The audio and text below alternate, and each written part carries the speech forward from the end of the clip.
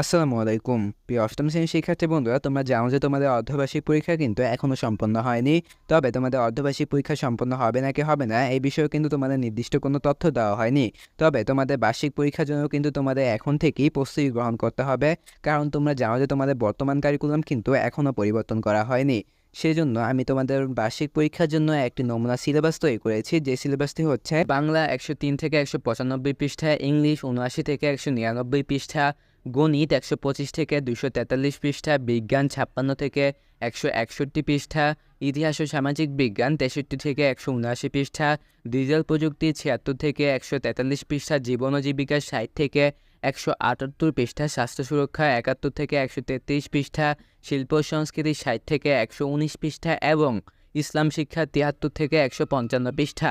এই ছিল মূলত তোমাদের নমুনা সিলেবাসটি। তোমরা এই সিলেবাসটি ফলো করে তোমাদের বার্ষিক পরীক্ষার জন্য প্রস্তুতি নিতে